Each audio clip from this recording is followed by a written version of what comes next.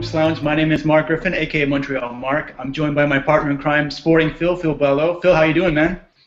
I'm doing pretty well, but my heel's hurting me today, and I'm thinking I'm not the only one. Yeah, I mean, we all have Achilles heels in our lives. I know I got mine too. And so we're going to talk about Achilles heels or flies in the ointment, whatever you want to say about the semifinals, the NBA playoffs so far this year. So we've got these two underdogs. We've got the OKC Thunder and the Indiana Pacers. And something I read yesterday, I don't think Larry Bird liked hearing this, but his man Lance Stevenson said he'd like to flare up D. Wade's knees. So how is Indy going to do this? Well, I mean, that was going to be my number one point. Lance Stevenson has to have a big series. He can't escape. He can't disappear for 2-3 games, and he has to dominate that Dwayne Wade matchup because we all know LeBron James is going to be LeBron James. As good as of a defender as Paul George is, still LeBron James. And Chris Bosh is going to stretch that front court. There's going to be some issues. I think Lance Stevenson on Dwayne Wade can be an indicative factor for this series. He's younger, he's faster, a little more athletic at this point in his career. I mean, the point guard situation, kind of a wash. George Hill, Mario Chalmers. I think Bosh will get his. I think Hibbert will get his. But I think that Stevenson matchup, if Stevenson, and we forget all the time, he's in a contract year, so this is the perfect time to step up and show your worth. So I think his matchup over Dwayne Wade is something I'm looking forward to.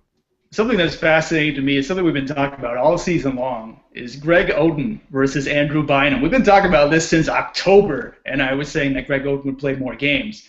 But now Oden's out, probably indefinitely, and Bynum, you coined the term the Bynum effect in I think February, Phil, and it's beautiful because this team has just been completely cursed by this man. He's now officially out of Indiana. So I think if Hibbert decides to show up, he can have a field day there in the paint.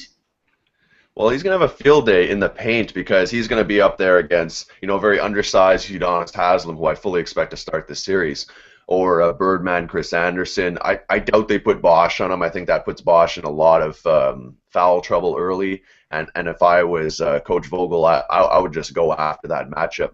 I think it's going to be interesting in terms of pardon the pun because of the name of the team, but the pace of the series. Mm-hmm. If they can keep it a slow series and play half-court basketball where they can feature Roy Hibbert in a prominent offensive role, I think that's really going to play to their advantage. And let's not forget, Miami does play its best basketball in the full-court set. It does have some good half-court players, but when they get out in transition stemmed off their defense, that is going to be the issue. Can Indiana slow down the pace of the game, and can they avoid those costly turnovers from the inbound play to the half-court set, which, to me, was their downfall last year in this exact same matchup? Now, switching over to the West, I hate to be the user of puns here, but how is OKC going to steal the Spurs' thunder? Well, I mean, this is a model. I mean, this hurts with Serge Ibaka, the recent news of him being out for the playoffs with this calf injury, obviously. But this is the model of consistency and execution with the San Antonio Spurs, with flash and potential with the OKC Thunder. If OKC can play to their strengths and play like Russell Westbrook, because I think he's the linchpin. If he plays team ball and plays like he did last game, gets somewhere near double-digit assists, involves Kevin Durant, and to me, where they win is when they involve guys like Nick Collison, who's going to be huge in this series, involve guys like Reggie Jackson and my man Steven Adams.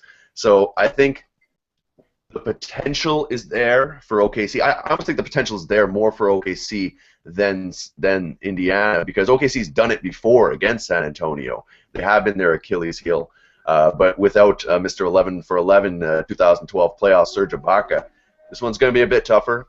I do think that the prominent feature is going to have to be Russell Westbrook, though. Everyone talks Kevin Durant, but I think Kawhi Leonard and such he's going to be on the floor when Kevin Durant is. But Tony Parker with that injured hamstring, if I'm Scott Brooks, I'm putting Westbrook full throttle on him. I'm getting into foul trouble, and when you're backing up quick, I hate to say it, but that's when injuries aggravate, and San Antonio without Tony Parker will not be able to win this series.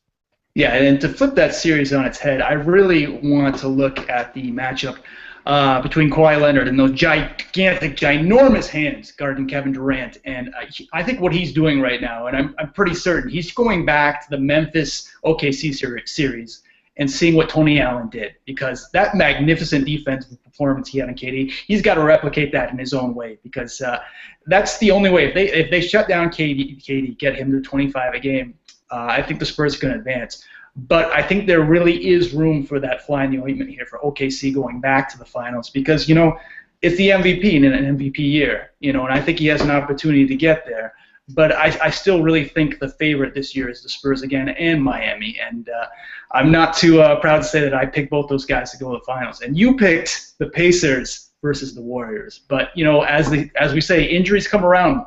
Bogut got injured. Things happen. But Indy can get there too. Yeah, no, they definitely can, and I think you bring up an interesting matchup. I mean, the two small forward matchups to me are the most interesting in both series. We have obviously Paul George and LeBron James, two of the premier small forwards in the league, against Kawhi Leonard, who, for all intents and purposes, is underrated in NBA circles. I mean, the amount of minutes he plays kind of diminishes his overall statistical numbers. When you look at his per minute production, his defense, his ability to stretch the floor. And you brought up a great point, and we saw the Clippers kind of take note of that Tony Allen defense, putting Chris Paul on Kevin Durant, playing close, playing low, because Kevin Durant wants that space to be able to dribble and maneuver. So Kawhi Leonard, being 6'7", with like a 7'4" wingspan and ginormous hands, he's almost custom made to play a guy like Kevin Durant. And while he might have given up a little bit of strength last year in the playoffs to LeBron James, he will not give up the same strength to Mr., as I still call him, Durantula, but he has a million names at this point. Well, it'll be a very interesting week of the league, and like I said, there's always room for flies in the ointment. That's the way the ball bounces in this league. So that's another episode of Hoops Lounge. See you soon.